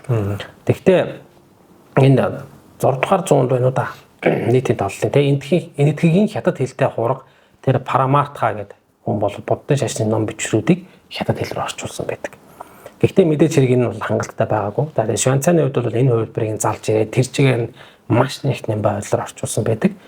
Нийтийн тоолны тэр 629 онд Швейцарын нэгэн зүүд байт юм л да. Тэр нь бол яг энтгийн бурхан шашны дэд лам нартаа уулж байгаа тэр зүүд өөр зүүдэлсэн байгаа. Ингээд Швейцарын энэ үед бол явах гэсэн боловч яг тэр үед нь бол тан гур маань умар төрштөг үзэжсэн. Умар төрш гэдэг нь одоо миний тооцоогоор түргүүд байж таах гэдэг. Туркийн хаан тус байж таах гэдэг тийм. За тийм учраас хүмүүсийг дураараа хилд авч явахыг хоригдсон. Швейцарын үед бол хөхнөөрөө орчим харуулуудыг ятгах зорилгоо ойлгуулад ингээд гансиу гэж юм утгаар гарч чадсан байна. Говийг гатлаад хамий ороод тэндээсээ тэнгэр ууланд тулаад нийтийн тоолын 630 онд Турфан төрсэн байна. Турфаны хаан тухайн үедээ буддын шашинтай хүн байсан учраас Швейцарыг одоо цаашдаа аялдан зориулж унлаг, морь, хоол хүнс өгч чадсан байна. Нэмэнд итгэсэн. За Швейцарын хувьд цааш явсаар дээрэмчдээс арай гэж мултраад Аксу төрсэн байна. За тэндээсээ цааш баруун үед хойд зүгийг барьж яваад өнөөгийн Кыргызстаны нутг руу ороод тэгээ Исикул гол Чүй мөрний хөндөө би сая тэр Чүй мөрнөөр нь явж утсан үнэхээр үндэслэлтэй газар юм байдаг лээ. Тэгээ Токмок хотын ойролцоогоор ирсэн. Одоо энэ Чүй голын хөндий Токмок гэж хот бол яг байдаг. Тэгээ энэ хавийн хүмүүсийн тухайн үеийн тэр бичээд тан улстай их найрсаг харилцаатай байсан учраас түүнийг бол их сайнаар хүлээж авсан. Цаашлаад бол Швейцар бол явсаар өнөөгийн Узбекистаны нийслэл Таскент орчимд хүрсэн байна. Тэндээсээ Персийн хаан тус юм яг тэндээсээ яваад яг тэр бүслүүд тухайн үед Персүүдийн мэдлэлд бас орцсон байсан. Тэгээ тэнд бол буддын сүм хийдүүдэд нэлээд сүйдсэн, эвдэрсэн, орхигдсон байдалтай байхыг бол 600 оны үед болж байна тийм энэ үйл явдал маань. Тэгэхээр Перс гэж одоо Дариус 1-2 дугаар оны үед. За тэр яг тэр хацаад болох гэдэг тийм. За тэгтээ Амуу дарын мөрний савга зат бол тэр Термез гэдэг газар бол олон тооны буддын лам хургуудтай бол таарсан байгаа. За Швейцарын хувьд бол цааш яваад тэр Күндүз голыг гатлаад буддын оршуулгын зан үйлд оролцоод тэгээ орон нутгийн буюу Рахмагийн лам нарын зөвлөсний дагуу Швейцар Балихей гэж яриад байгаа. Хятад бол Балихей гэдэг. Бид нар бол Балх гэж яриад байгаа тийм. Одоогийн Афганистаны нутг руу явсан байна. Энэ газарт буддын асар том хөшөөнүүд сүм дугнууд тухайн үед байсан байна. Одоо нөө талибанууд чинь устгасан шүү дээ. Ингээд уулын ухаад хийцэн тийм. Тэдрийг олж харсан байна. Балихейд очисан аялагчид тэнд олон том одоо ном том хийдүүд байгааг харсан байна. 3000 орчим Хинаянагийн урсгалын лам нартай таарсан байна. Эндээс бол олон судурдыг Швейцарын цуглуулж аваад тэгээд одоо Бамяны тэнд очиод олон тооны буддын сүм хийдүүдэд бас одоо тэр уралсан тэр хөшөөнүүдийг бол олж харсан байгаа. Одоогийн Кабул хотоос нэг 60 орчим километр зайтай байх тэр Шибарт очиод Махаянагийн урсгалын сүм хийдүүд 6000 орчим лам нартай бас таарсан байна. За ингээд энэ бол одоогийн баг Кандахар нутаг юм шиг байна. Одооний Афганистаны тийм. Тэгээд Швейцарын хувьд бол буддын лам нарын мэтгэлцээнд өөрөө оролцсон. Хажууд нь зөвхөн буддын лам нартай биш Жайнизм гэдэг одоо энэ эдхийн бас нэг шашны юу байгаа шүү дээ. Жайнизм, Хиндуизм лам нартай уулзсан. Тэр лам нар хоорондоо ном хаялцаж одоо нэг өсөнд үнэн мөн зовлонгийн шалтгаан үүлийн үр гэдэг юм уу те. Тэр зүйлсийн талаар ном хаялцаж байгааг бол таарсан. Тэгээд тэр Жалалабадад бол бас тодорхой цаг өнгөрөөсөн ба. За Пешавар, Жалалабадад бол буддын шашинтууд цөөхөн байсан. Нэг тийм олон байгаагүй.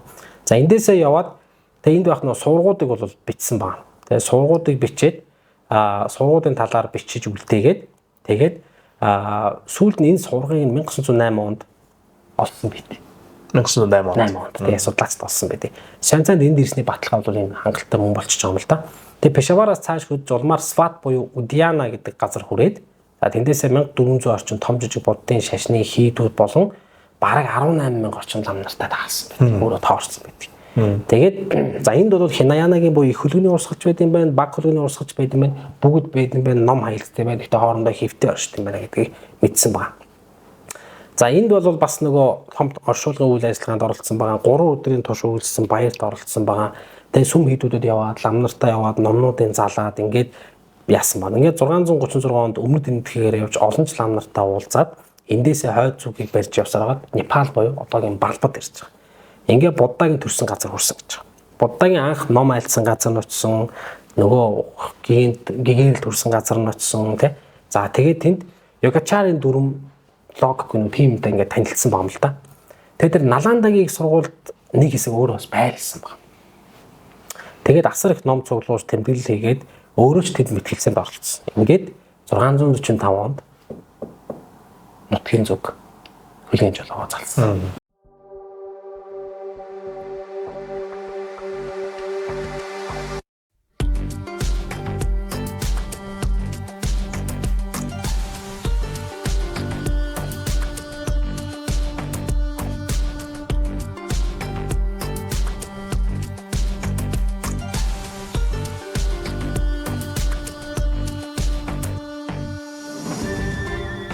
Дээд зэрэглэлийн 100% хөр хорхойн торг хамгийн тансаг хийж тод торг. За Нутгийн зүг хөлгийн жолоо залсан. За энтгэгт буддын шашин маш олон урсгал байгааг олж мэдсэн. Маргаанууд зөвхөн буддын шашинтны мянгатнуудын хооронд өргөмдөг юм байна. Тэнд жайнистууд байд юм байна, хиндунар байд юм байна. Тэнд одоо бас мэтгэлцээ явдаг юм байна гэдгийг мэдэж авсан ба. Мэдээж хэрэг энтгийн маш олон янзын урсгалыг хятадууд бол мэдчихсэн. Гэхдээ Швейцарийн хувьд бол буддын судруудыг зөвхөн орчуулах биш, утгажилт болгох хэрэгтэй юм байна гэдгийг ойлгосон байна. Энэ талаас нь авч үзвэл түүний хятад хэлийг баяжуулсан гэж одоо зарим судлаачид бол үзээд байгаа юм л та. За Швейцарийн хувьд бол олон тооны судрыг залж ирсэн. Тэгэхдээ харамсалтай нь он цагийн уртад бол баггүй үсгэн өргөгдсөн. Ингээд Швейцарийн ачаар буддын шашин хятад агуулгаар гэж байгаа. Энэ их чухал. Одоо хятадчлагдаж гэх юм уу да тий дэлгэрсэн ба. Тэрч буйл энтэгт буддын шашин хэрхэн дэлгэрсэн төвхийг ч хятадын одоо энэ судруудаас олж харж болно гэж байгаа.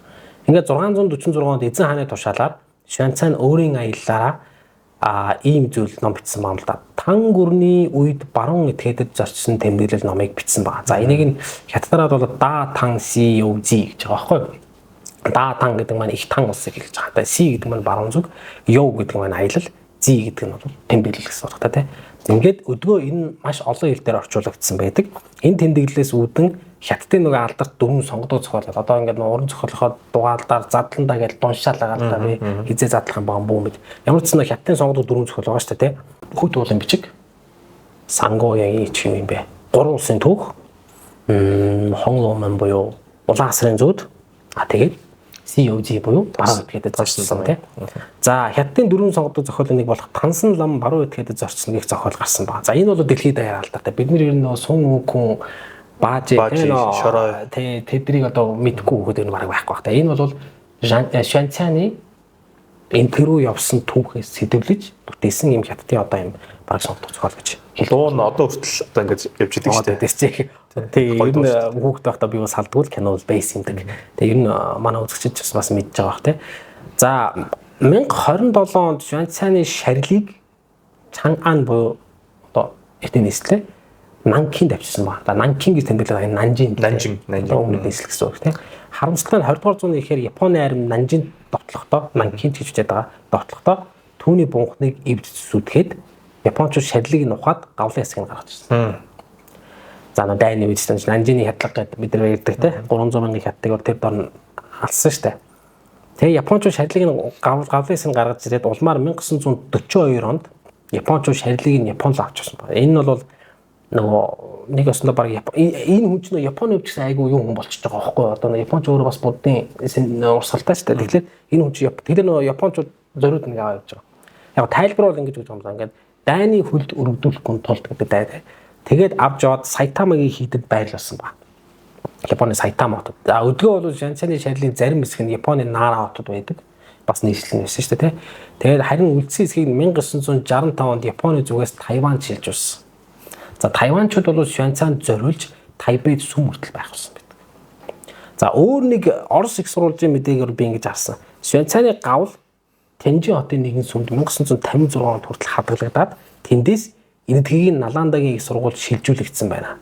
Гавлынхын нэг хэсэг Сычуан мужийн Чэнду хотод Вэншу сүмд бас хадгалагдаж байгаа гэсэн мэдээ бас байна гэдэг ийм зүйлийг бол олж уншиж ирсэн л да. Тэгээд яг энэ Шанчаны зам мөрийг харах юм бол дардан байгаагүй. Зарим үед маш их хөндлүүлж байсан байгаа. Зарим газар бол бараг алуулан галж ирсэн. Зүхтаан, дээрэм дөртөн мөртөө нэг тансан дан баруун итгэж зорчныг харах нэг айгүй их саад татхыг давж чаддаг. Чөтгөр шултаа таарал байлдаал ингээл те. Тэр саад тэргээр нь бол яг энэ хүн асар их тийм саад татвартай тулсан ч гэсэн тэр мэрэгдийн орноос номыг залаад одоо их ордоо авчиж одоо яаж чадчихэ гэдэг ийм зүйлийг л ирсэн юм л да. За тэгээд бас амар болсон багамаа нөгөө Аллахабадад мань хүн баригдаад исламууд баригдаад алуулан гаалдаад арай хийдтэй шашуу өөр те хүн биш авах зутаагаад тэгээд Ассамд 2000 бишээ 20,000 зам 30,000 зав оролцсон маш том юм боддын шашны наадамд орсон баг. Тэр тухай бол тэмдэглэжүүлсэн байдаг. Тэгээд энд бүрний гатлахтаа маш олон тооны бичвэрүүтэй гол дурсгаж алдсан байдаг. За тэгээд гих мэтлийн юм маш хүнд замыг туулж явсан юм одоо гайхалтай аялагч. За нөгөө тансан лам баруун итгээд зорчсны гол дур болох тансан лам маань ерөнхийдөө бол энэ Швейцарийн мал гэж одоо бид бас ойлгох хэрэгтэй. Фасиан нь биш, Швейцарийн байна гэдэг тан гүрний үед амьдарч ирсэн энэ одоо шашны том яндагтан байжээ гэж ойлгоход болох нэ. За сая бол манай 3 дахь хүн байлаа. Ингээд 4 дахь хүн руу оръё. За энэ хүн болвол юугаараа алдартай вэ гэхээр Чингис хаантай яг бичлэн уулзч байсан гэдгээрээ нэлээд алдартай. За бид нар бол энэ үнийг Чанчун бомб гэдгээр мэднэ. Чанчун бомб гэдэг нь Чанчун гэдэг ханз нь бол урт хавар гэсэн утгатай юм ханз. За энэ хавар гэдэг юу орох юм бол ер нь бас нэг тийм залуу насмас гэсэн утгыг илэрхийлсэн юм уу болдог. За Даавгийн урсгалаас үүдэлтэй юм нэр гэж үзээд байгаа. Өөрөөр хэлбэл Даавгийн төлөөлөгч шүү дээ, тийм. Жинхэнэ нэр нь бол Шүүзүүчи гэдэг. 1148 оны 2 дугаар сарын 10-нд төрсөн Даавгийн урсгалын томоохон төлөөлөгч. Даоизм. Тийм. Лун мэн буюу Луугийн хаалга хэмээх Даавгийн сургуулийн үндэслэгч. Түүний багш нь Ван Чуньян гэдэг хүн байсан. За энэ бол 7 алдартай шавьтай хүн байхгүй. Тэрний нэг нь одоо энэ Шүүзүүчи буюу Чанчун бомб байна. За Чингис хаантай уулзсан энэ аялал нь түүнийг ер нь дэлхийд түүхэнд мөнхөсөн гэж үзэж болно. За энэ аяллаа тэмдэглэг бол шавин бичсэн байдаг. Бүх одоо Чингис хаантай ярьсан тэр яриаг нь. За Чанчун бомбын хувьд бол 19 настайдаа тэр бомбын шашинд ороод тэр Ван Чуньянд шав орсон байна. Тэгэхээр тэр хүний бол арш гэж үчээд байгаа. Тэр одоо хувар гарш. Тэгээ олон жил Даавгийн ёсны номлолыг үзсэн 13 жил шамдан бясалгаснаар тухайн цагтаа бол 30 гаруй хүн настайдаа бол бомбын шашны аршийн нэг тооцогдох болсон байна. Маш олон шав дагагчтай болсон. Их багшийн нэгд тооцогдсон. Ингээд алдартай хүн болсны дараа өнөөгийн тэр Шандун муж гэж байгаа шүү дээ. Хятадчин Шандун мужаар их бахархал тааж одоо тэр Фенлай гэдэг тосгон төвлөрсөн сууж байсан. За энд бол сууж байхад нь алтан улсаас болон сүм улсаас олон тооны ноёд хаад бол урилга явуулж одоо ингээд төрийн хэргийг хэлэлцээ. Өөрөөс чинь бас одоо нэг өсөнд одоо өнгө сонсё гэдэг. Энэ гуйлтыг бол татгалцсан. Чингис хаанаас хоёр удаа татгалцсан байдаг баг шүү. Шууд ихэд гүйж байгааг гэдэг чинь тийм. Чингис хаан бол энэ хүний талаар сонсоод мөн их эдэн мэдхтэй гэж үзээд түүнийг бол 1219 оны 5 дугаар сарын 15-нд. За энэ 5 дугаар сарын 15 гэдэг он цаг бас жоох хэрэгэлцээтэй. Энд дээр би бас жоохон судалгаа санагдсан. За ямар ч байсан 1219 онд эд нөгөө хоризмтойгоо үзэж байгаа байхгүй.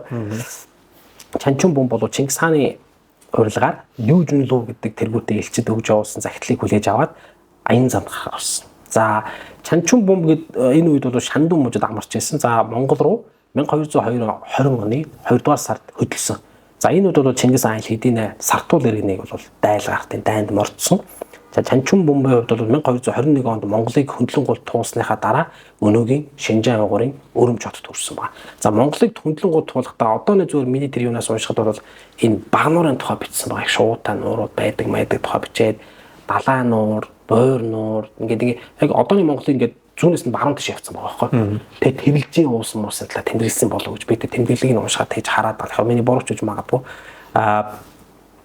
Энэ үед бол яг явсаар юу байсан ба Тэнгэр уулын хойд хэсэг тулж ирээд улмаар Баласаглун буюу өнөөгийн Киргизийн нутагт орсон ба Баласагун гэдэг хот байдаг. Одоо Киргизийн Баласагунд ч одоо юунууд байдаг байхгүй. Дунгаанууд гэж ярьдаг шүү дээ. Дунгаанууд их амьдардаг. Тэгээд Чанчун бомб бол ингээд их хааны араас л яваадсан ба. За яг Хорезмын нутагт орж ирэх үед бол Чингис хаан Афганистан болон Эдхийг умард хэсэгт Жалаладдины эсрэг эд үзэжсэн. Жалаладдин ч бужигнуулж ирсэн юм байхгүй. За ингээд Чанчун бомб их хааны араас явсаар хагаад 1222 оны хавар Чингис хаантай уулзсан. За энэ уулзалт их сонирхолтой. Нэг нь төрийн том одоо хүн байдаг. Дэлхийд нөлөөгөө тогтоочсон. Их хаан. А нөгөөх нь одоо шашны том төлөөлөгч. За энэ хүн магадгүй Чингис хаан бол энэ хүнтэй уулзаад бас одоо улс орныг хэрхэн цаашаа авч явах одоо тийм янз бүрийн үгийг мэдээ сонсохыг хүссэн байгаа юм. Монголчуудад бас эдэн мэдлэгтэй хүн бас хэрэгтэй болж исэн цаг үе тэрийг их хаан олж анзаарсан баг. Одоо энэ хүний шүтгэн нь бас хайшин. Гэхдээ бас юм мэддэг хүнээс үг сонсох гэдэг өөр те. А нөгөө талаар нэгд энэ асар их эрх мэдэлд хүчсэн том хүнийг түшиж магадгүй одоо даавын урслыг шөө илүү дэлгэрүүлэх шашин одоо мяндагтангуудыг хөнгөлтөнд одоо ингээд янз бүрийн одоо тэр татврын хөнгөлт мөнгө ийм их юм аль альд нэм алсын бодол байсан болов уу гэсэн таамаг бол түүхэнд ашигтай. Тийм ч тийм мэдээд эндээс бас ашигтай юугаар харна шүү дээ тий. За Чингис хаантай бол үе уулзаж санал бодлоо солилцдог. Чанчун бомбын хувьд бол Чингис хааны зөвлөх Елүүч цаатай бол их дотн санал бодлоо солилцдог. Яг энэ хоёр нь санал нь зөрдөг. Тэгэхээр хоёр биенийг бол хувь хүнийх нь хувьд их хүндэлдэг. А яг яалтч нэг үзэл бодол тал дээр бол зөрүүтэй юм байдаг ч гэсэн аюу эвтэй найртай байсан тухайс тэмдэглүүлсэн байдаг. 1223 онд Чанчун бомб нутаг ботсон. Яг ирсэн замаараа ботсон баг. За энэ аялал нийтдээ 3 жил гаруй хугацааг зарцуулсан. Ингээд 1224 онд бол Чанчун бомбын тэр шав тэр личижан ба тэмдэглэлийн бэлдээ тэд баруун зүгт хийсэн аялал гэдгээр гаргаж ирсэн байдаг юм. За тэр личижаны хувьд бол Чингис хааны Чанчун бомбны хооронд исэн ярианд бүгдийг тэмдэглэж авсан. Ямар тач энэ бүтээл бол тухайн цаг үедээ Төв Азийн түүхийн маш чухал юм их сурвалж болно гэж одоо болдог гэж одоо түүхчд бол үзээд байгаа. Чанчун бомб 1227 оны 7 дугаар сард нас орсон Чингис хаан болохоор 8 дугаар сард гэдэг баг шүү. 8 дугаар сард тэгээ Лю Паншан уулын за хятадаар нь бол тэр Цин Шуйжи гэдэг. Тэр нь бол одоо Цэнгэг ус тохшоо гэх юм да. Тэр газар бол нас орсон байдаг шүү дээ. За түүнийг Чанчун бомбыг бол Бээжинд байх тэр цагаан уулын сүмд оршуулсан. Өдгөө энэ сүм нь бол хятадын даав урсгалын төв гэж байдаг. Тэгээ Чанчун бомбын тэмдэглэл бол баруун зүгт орших орнуудын тухай их баян тансаг байдлаар бичсэн. Гэхдээ их дайны хөлдөх нэрүүдэд сүйдсэн тухай байдаг. Тэгээ яг Чанчун бомбын тэмдэглэлийг бариад энэ бол үнэн зөв юм а гэж үздэгч хүмүүс байдаг. А энэ бол арай дэгслүүрт бичсэн юм а гэж үздэгч хүмүүс байдаг. Ер нь ингээд Чанчун бомбын тэмдэглэлийг уншсан хүмүүс юу гэхээр хятадууд ч дотор хангав. Зарим хятадууд юу гэж Чингис хааны хэтэрхий магтсан гэж үздэг. Нэг л ингээд халуурчин байсан те. А нөгөө хэсэг нь бол яг Чингис хааныг яг ингээд өнөдөрхөөр ингээд бичсэн байна. Арабын судлаачдын Персийн дорн энэ баруун зүгийн одоо энэ Арабын исламын судлаачд бол Чанчун бомбын тэмдэглэлийн эсрэг байдаг. Яг энэ хүн бол яг тэгэхээр чинь хоризмыг бодоо өгөх гэсэн үг байхгүй. Тэгэхээр мэдээж одоо эсрэгтлийн учраас бас арай өөрөөр бас хандах тийм үг бол байх л багтаа мэдээж чинь хүн лимчин те. За ер нь сүүлд нь тэр Юан гүрний үед энэ бүтээлийг өөрчилсөн гэж хятадууд их үздэг учраас эргэлзээ таанд. Ерөнхийдөө нэг юм за эсрэг байр суурьтай байгаа хятадуудын тэр байр суурийг зүгээр нэгтгэхэд хэлэх юм бол монголчууд жоохон тал зассан гэх юм. Одоо Юан гүрэнд тал зассан хятадуудын нэг юм гэж өөрчилсөн гэдэг юм бол байдаг. Ямар ч байсан Чанчун бомбын тэмдэглэлийг бол 1866 онд шиг санаж байна. Паллади Кафаров гэдэг Оросын санваартан байгаа шүү дээ. За Паллади Кафаров гэдэг нэр хэрэг буруу санааг бол нуус товчооны эхэлж байх. Нуус товчооны хувилбарыг хятадын 20-т хотын намын сангаас олсон байдаг тийм үү. За 1866 онд Паллади Кафаров тэмдэглэлийг нь орчуулад англи хэл рүү 1888 онд Чанчун бомбын тэмдэглэл бол орчуулагдсан байдаг. Ингээд илүү их дэлхийд дахин гарах одоо үд халуун нэгж байна. Тий. Тэгээ энэ чинь ерөөсөө Чингис хааныг амьдаар нь харсан, уулзсан хүн гэдэг утгаараа нэлээд юу байж байгаа юм л та. За бид нэр дөрвөн судлаач ярьсан тийм үү. За хамгийн ихээр Жанцянаас ярьсан торгоны замын үүсэл гэсэн үг баг. За Фасиан буюу одоо бурхны шашны лам тийм ээ. За Шанцян буюу одоо тансан лам шүү дээ. За ингээд Чанчун бомб буюу Чингис хаантай уулзаж одоо яг тэмдэглэл хийсэн болов том. За тав дахь нь бол Шүйшак буюу за Мин улсын үед амьдарч байсан. За энэ хүний амьдарч байсан он цагийг авч үзэх юм бол 1586-аас 1641 он буюу яг Мин гүрний төгсгөл үе яг зөрчдийн төрөмгийллийн алтан манжинарын төрөмгийллийн үед амьдарч байсан ба. За Мин гүрний алдарт аялагч 30 жилийн турш хятад орноор аялсан. За Шүйшакийн аяллаа тэмдэглэл номын зохиогч хятадын уул зүүн болон ус зүүн системийг маш нарийн гаргаж ирсэн. Түүний бага насны талаарх мэдээллийг Хомс ямар тач 1586 онд хөхмөрний хөвөнд тариач нэгээр төрсөн байна. 10 настайдаа энэ хүн бол яг боловсрол бол байхгүй. Тэгтээ айгуу тийм нөгөө ингээд нэг юмыг таньж мэдэх дуртай хүмүүс байдаг та тийм ингээд сонирхолтой төрөлхийн тийм одоо нэг Джон Сноу мөн шиг ингээд юм болгоныг ухаж идэг тийм төрлийн хүн байсан юм шиг. Ингээд 10 настайдаа бол ерөөсөө уул судлах тань бичиг сурцсан. За тэгээд номноос алхаа болсон. Ингээд 1607 онд хөхмөрний дагуу байх Тайхуу нуурыг судлахаар ирсэн. Тайхуу гэдэг нь нуур гэсэн үг л те. Тэгээд аялал нь бол түүний анхны аялал байсан. За цаашлаад хойд зүг, өмнө зүг, баруун зүгийн газруудыг судлах тэр хүслийг ингээ бадраач гэсэн баг. За энэ аяллуудаа тэр амьдралынхаа бараг 30 жилийг зарцуулсан. 1609 онд Шүсяки хятадын далайн айргийн дагуу өмнөд зүгийн тэр Жансуугаас хойшоо Шандун муж хүртэл аялсан. Ерөнхийдөө зүүн эргээ багших гэсэн үг те. Ингээд тэндээсээ Тайшан уул болон Похай тэнгисээр хүрсэн ба. Похай гэдэг чинь одоо нөгөө зөрчтүүдийн босч ирсэн л газар л Похай тэнгис, Похай хаан тус гэж байсан шүү дээ. Хидаанчуудад цохиулдаг те. 1613 онд Шүсяки хөхмөрний дагуу Ханжоу. За тухайн Ханжоу хот. За хятадууд ярьдаг шүү дээ. Шан Яо Тян Тан Ся Яо Су хан гэж те. Тэнгэрт бол Деважин би, газар дээр бол Сужоо Ханжоо хоёр. Ханжоо бол үнэхээр үзэсгэлэнтэй. За тэгээ Нимбо, Шаосин гэх нутгуудаар судалгаа хийсэн. Дорнод хятадын тэнгис үрсэн ба. Хятадын нэртэй хоёр тэнгис байгаа шүү дээ. Өмнөд хятадын тэнгис, дорнод хятадын тэнгис гэдэг. За 1616 онд буюу яг зөрчтүүд 100 хойд хятад бужигнжаах үед Нанжинд төрсэн ба. Нанжинд төрээд тэр замдаа байх тэр Янданшан, Тайшан гэх зэрэг уул зүүн системийн талаар тэмдэглэсэн байгаа. 1616 онд алдарт Поянхуу гэж Поян нуур л да Поянхуу гэж байна. Хуу гэдэг нуур гэсэн. Нуурыг утсан. Энэ Поян нуур бол дэлхийн түүхэнд цэнгэг усан дээр болсон хамгийн том тулалдаа энэ дээр болсон байдаг. Мингүрнийг байгуулж авах үед 450 мянган зэрэг хоёр талаас нийлээд тулсан байдаг те. За Поян нуур бол стратегийн асар их ач холбогдолтой юм байна. Олон голууд энэ дээр судалдаг юм байна. Тийм учраас тээврийн асар өндөр ач холбогдолтой нуур гэдгийг олж мэдсэн байна. Цаашлаад Печен, Чанд, Фулян, Сунин гэх зэрэг одоо суйрангуудаа дайраад Уйшаны уул зүүн систем дээр хүрсэн байна. За ингээд буцах замдаа Хуаншан ууланд хүрээд ингээд 1620 онд Нанпин, Фужоу буюу одооны багийн Тайваны хоолд хавцаа ирсэн байгаа байхгүй. Тэгээд 1623 онд уулархаг хэсгүүд болох тэр Тайхшан, Хуашан гээд тэр газруудыг судалж байгаа шар мөрний хөвөнд орж ирсэн байна. Шар хойшоо яваад шүү дээ тий. Тэгээд тэндээсээ хөхмөрний дунд бие рүү бас хүрээд ингээд 1628 онд өмнөд хятадын уул зүүн системийг бүрэн гаргаж ирсэн байна. Ингээд судалгааны аялал нь бол ер нь кантон хүрээд дууссан. Кантон гэдэг нь одооны Гуандун тий. Баг зэрэг амарсныхаа дараа 1629 онд хятад орныг өмнө зүгээс далайн айргийн дагуу судлаад тэгж явсаар байгаад Бээж үрсэн байна. Тэгээд тэндээсээ Паншан уул ороод Шан гэдэг нь ерөөхдөө уулал гэсэн ханз. За тэгээд улмаар их цагаан айран хүрсэн байна. За тэгээд дараагийн 3 жилийн Сүй хятадын өмнө зүүнүүд хэсгийг судлаад энд цэргүүд болон худалдааны хүмүүс ямар маршрутаар аялж болох нарийн сайн тэмдэглэлийг хийж эзэн хаанд өгсөн. Тэгээд тухайн үед нөө Мин улсын засагч ингэсэн нөө тариачтан босцсон ийм нөө манжууд нь хойноос дотлоод ийм божигнаан тавьшмжаас мань хүний бичсэн минийг гингээ үлдээсэн байгаа байхгүй. За өмнөд хятадын уулсын газрын зургийг буулгасан байна. Газрын зураг дээр буулгасан байна. Энэ айгүй том юм байсан. Өөрчлөлт байсан.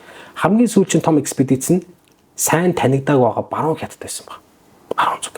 Ингээд энэ аялал нь 1636 оноос 1640 оны хооронд. 1636 он бол өвөр Монгол манжид дагаар орж ирсэн үе. За нөө бужигнаалгаас тэ нөө улс төр бужигнаад штэ. Нөгөө тал мань хөө яваад байгаа байхгүй юу? За Шүсякигийн маршрутыг харуул за тэр Цанинаас эхлээд баруун зүгт Ханжоу, Чүсян, Нанчан, Юнсин, тэр Хэньян, Гуйлин гэдэг яг нөгөө уул зүүн системээр ингэж явсан байгаа байхгүй юу? Уул судлаа яваад байсан гэсэн үг л дээ. Тэгээд Маал ингээд цаашаа Гуанси үрээд тэндээсээ Гуандун мужийг нутаг судал цаашаа бүр Вьетнамын хил хүртэл явсан байгаа. Тэндээсээ Юнан муж шүү дээ. Одоо нэг Хятадын Юнан муж Вьетнамтай хил залгаад гэдэг. Кунминий нөгөө хот хүрсэн. Тэгээд Гуйлиний уус гэдэг аюу гой үзэсгэлэнтийн өндөр улсууд байдаг Хятадын. Бид нар энэ дээрс нөгөө шумбагчдын дугаарыг нэг хийжсэн да Гуйлиний уус гэдэг. Тэгээд тэндээ Бирмийн хил дээр хүрсэн ба одооны Мянмар те. За энэ хавьд Меконг мөрний цутгал болох болон их Меконг мөрний ихийг олсон ба. Ер нь бол Хямалай нуурны биелэл судалгаа гэдэг эндээс асар том голууд их хавтын байна гэдэг олж мэдсэн ба. Хямалай нуур бол 8 том голын их болдог. Шар мөр, хөөх мөр, улаан мөр. За тэгэл одоо Меконг, Сайгон ч гэдэг юм үү те. За ингээд сүүлийн аяллаас эргээ ирсний дараа удалгүй 1641 онд 55 наснда нас барсан байна. За энэ олон жил аялах хугацаанд Шүсякигийн хувьд бол аяллаа тэмдэглэл судалгаагаа хийсээр байсан. Үүний дараа бол Шүсякигийн тэмдэглэл гэдэг нэрээр хэвлүүлж гаргасан байна. Очсон газар болгоныхаа талаар маш детальны мэдээлэл агуулсан байдаг. Гэхдээ яагаад ч юм энэ тэмдэглэлийн зарим нь устсан. Энэ магадгүй дайн байлдааны хөлөлд өргөцсөн байж магадгүй. Хойдын зөрчтүүд ид божигнуулж исэн үйл тэ. Тэгээд заримдаа мань хүн ингэдэг байсан гинэ. Хятадуудын бичснээр л тэр штэ. Тэмдэглэл биччихэд нөгөө нэг хүн анаахан жоох би үзэж байгаа авъяд авангуудаа тэрсийг алга болчихдог гэсэн. Нөгөөх нь ч өгдөггүй, өөрөө ч нэхэдэггүй. Тэгээд аюу олон тийм тэмдэглэлүүд нь тэгж алга болсон гэж байна. Энэ маш харамсалтай. Тэгээд хятадын уул зүй болон ус зүй системийн нарийг тэмдэглээд стратеги ач холбогдолтыг дурдсан байгаа. Тээвэрт яаж ашиглаж болох юм, газар дарааланд яаж ашиглаж болох юм гэх мэтчлэнгээр тийм. За энэ талаар өмнө хятадын судалгаа дээн дөрөвтэй судалгаа хийж байгаагүй. Маш практикл байсан. Маш практикл юм байгаа байхгүй. Шар мөрөн болон хөхмөрн хаанаас их аваад хаанаас хаана очиж судахтыг тодорхой гаргажсэн байгаа. За тэр Цинша Чан гэдэг мөрөн байгаа. Чан гэдэг нь ерөнхийдөө мөрөн гэсэн үг дээ. Жан гэдэг ханзай тийм. Мөрөн гэж судахтай. Энэ мөрний хөхмөрнөөс тусдаа гэдэг баталсан. Энэ бол хөхмөрөнтэй ямар ч хамаагүй юм байна. Улаан мөрөн, Меконг, Салван зэрэг томоохон мөрнүүд хоорондоо ямар ч холбоогүй. Тэгээ бүгд хятадын баруун өмнөд байх Хималайн нуранаас их авдаг болохыг тогтоосон байна. Газрын зураг дээр сайн тэмдэглэгдээгүй олон суурин тосхныг газрын зурагт буулгасан. За Шүсакигийн судалгаанаас харвал хятадын томоохон голууд өргөргийн дагуу ихэнхдээ тогтсон байдаг бол уул зүүн систем нь утрагийн дагуу тогтсон байдаг байна гэж. Уул зүүн ингэж явдаг бол гол мөрөнд одоо хятадын физик газар гаргал яг тийм. Уул зүүн систем дандаа ингэж тогтсон байдаг тийм. Энийг анзаарсан байна. За энэ онцлогийг ашиглаж эртний хятадын газар зүйчид суурин газруудыг тэмдэглэдэг гэсэн юм л та. Тэгээ Шүсакигийн хувьд бол маш тодорхой байдлаар газрын зургуудыг гаргаж ирсэн байдаг. Энэ түүний гаргасан газрын зургуудыг дараагийн судлаачид чамгүй их ашигласан, сайжруулсан байдаг. За түүний гаргасан газрын зургийг 1655 онд Амстердамд хятадын газрын зургийг гаргахад ашигласан байдаг. Европт. Тэгэхээр Шүсакигийн мэдээлэлд тулгуурлаж энэ хүний судалгаа маш практик ач холбогдолтой байсан харагдаад байгаа байхгүй. За Шүгийн хувьд бол өөрөө маш сайн зурж чаддаг байсан. Тэгээ шүлгэлж бичдэг байсан учраас маш том давуу тал болж. Тэгэхээр нөө зурж чаддаг хүн маань тэмдэглэл орон зай айгүй өндөр мэдрэмжтэйгээс гадна өөрөө тэр тэмдэглэлүүдээ шүлгэлж бичдэг байсан. Тий. Одоо хятадын нэг онцлог тийм л дээ. Хятадч хураангүй байл шүү дээ. Тэгэхээр шүлгэлж их бичдэг. Тэгээд уул зүй маш сайн тэр зургуудыг гаргаж ирсэн байдаг. Тэгээд Шүсакигийн хувьд бол амьдралынхаа сүүлчийн жилүүдийг Мин улсыг хамгаалах тэмцэл зарцуулсан. Өөрөөр хэлбэл зөрчдүүдээсээр тэмцэж аваад яасан баг. Өнгөрсөн. Тэгээд 1640 онд 55 настай нас барсан. Ингээд 1644 онд Бээжинг зөрчдийн цэрэг эзэлж авснаар, Манжийн цэрэг эзэлж авснаар Мин улс унаад Чин ариун гэдэг улсыг зөрчдүүд тунхаглаж, Манжууд тунхаглаж байгаа шүү дээ, тийм ээ. За ингээд энэ хүн бол яг Мин гүрний сүүлчийн үед ингээд амьдарч маш практик судалгаа хийж ирсэн ийм хүн байгаа юм л та. Гайхалтай түүхтэй хүн байна. За тэгээд энийг яриад манай зарим сонсогч бас одоо бүгдээ хятадтай хэтэрхий магтлаач гэдэг юм уу те хятадтай гэдэг. Тэгээ энэ бол яг бид нар бол банк бас ер нь ярих хэрэгтэй гэл хятад гэл үл тоогоод байж бас болохгүй. Тэгээ миний хувьд өөрөө бас хятад орнд 4 жил амьдэрсэн учраас бас ерөнхийдөө нэг юм ойрхон санагддаг л та. Тэгэхээр бас ингээд судалт гаргах ирэх нь зөв юм болов уу гэж үзэж байна. Гэхдээ дахиад хэлье. Энэ дээр бол янз бүрийн одоо сурчлаад ингээд байгаа юм бол байхгүй шүү гэдгийг бас хариуцлагатайгаар мэдэгдэе. Тэгээ яг хуу ер нь бол хүний эрхэлтэй тий. Одоо хятадд дургүй байж болно, дуртай байж болно, одоо талархдаг байж болно, талархдаггүй байж болно. Тэр бол тухайн хүний эрх байгаа. Зөвхөн яг бид нар ингэ подкаст хийгээд байгаа зорилгыг бас ингэж ойлгоод байгаа. Ерөнхийдөө архив болгож үлдээж байгаа. Тэгэхээр магадгүй за энд ямар хүмүүс байсан бэ гэдэг ингээд хайхад бидний подкаст байж ивэл тэр бол бас нэлээд том зорилго болов гэж бодож байгаа. Өнөөдөр үзэхгүй ч гэсэн хожим энэ нэгэнд бас хэрэг болох болов гэдэг талаас нь харах юм бол бас нэлээд ач холбогдолтой байхаа гэж харж байна тий. Тэгээд бас манай одоо үзэгчдэд нэлээд таалагдсан болов гэж бодож байна. Бас зүгээр сонсоод өнгөрөхгүй өөрөө бас хайгаад ингээд хамтдаа ингээд явах юм бол илүү их ойлгомжтой байх болов гэж тий. За их сурвалжуудаа дурдаад өгчээ тий. Тийм энэ чинь өста зөндөө юм ухсан. За тийм маршлын газар зүй хориг. Газар зүй хоригийн хятад гэдэг бүлэг байдаг. Маш сонирхолтой юм тий. За Конрад Зайцын хятад дэлхийн их гүрэн эрэг нэрж байна. Конрад Зайц бол өөрөө Германаас хятад сууж байгаа онц бөгөөд бүр их дэлгчсэн сайт байсан. За Лю Минфугийн хятад мөрөөдөл гэдэг номыг бас ашигласан. За Муромовын бидний өмнө ашиглаж байсан 100 великих путешественников буюу 100 алдартай аялагч гэдэг энэ номыг ашигласан болвол Непомнящий бол Низовский нарын бичсэн 100 великих приключений буюу 100 алдартай адал явдал гэдэг номыг бас ашигласан. Аялагчдын аялын бол намтруу тэгэл адал явдал шүү дээ. За Мон судраас гаргасан алдарт аялагчид ба газар зүүн нээлт гэдэг 3 дугаар ботыг ашигласан. Энэ дээр бол Шванцаны намтар Шванцаных болон Жанчаны намтар товч хэлбэрээр байсан. За дэлхийн атласыг ашигласан. За мөн Мон судрын газар зүйн навтрихын талыг бас ашигласан. За мөн хятад хэл дээрээс бол Жунго Хуанди буюу хятадын хаад гэдэг номыг бас ашиглаж. За ингээд нийтдээ 9 их сурвалжаас дандаа ном 9 их сурвалжаас бол өнөөдрийн хятадын алдарт 5 аялагч гэдэг энэ дугаар маань бүтлээ. Дараа нь бол энэ маань үргэлжлүүлээд одоо За шинэ дэлгэр бат маань бол Азаар аялсан 5 аялагчийг авсан байгаа бол өсгөө маань бол Арабын алдар 5 аялагч гэх мэттэй ингээд номнуудыг аваад ингээд үргэлжлээд явах юм очтой байгаамаа үзэгчтэй. За их сурвалж дээр нэмэхэд Хенри Киссинжерийн Хятад гэж ном. Тийм шүү дээ. Тэр бас үнэхээр гоё ном. Тэр номыг бас хүмүүстэй санд болгомоор магадгүй үжээ үзсэн байж магадгүй тий. Тэгээд өнөөдөр ингэж их сурвалжуулсан гоё дугаар бэлдсэнд Батмөнхтэй баярлалаа. Тэгээд олон хүмүүс бас гоё мэдлэг болох байхаа гэж найдаж байна. Баярлалаа. За баярлалаа. Зарим үзэгчтэй манай Free podcast-ийн танин мэдгэн дугаар энэ хүрээд өндөрлөж байна. Ингээд дараагийнхаа дугаараар бүгдээрээ уулзцаая.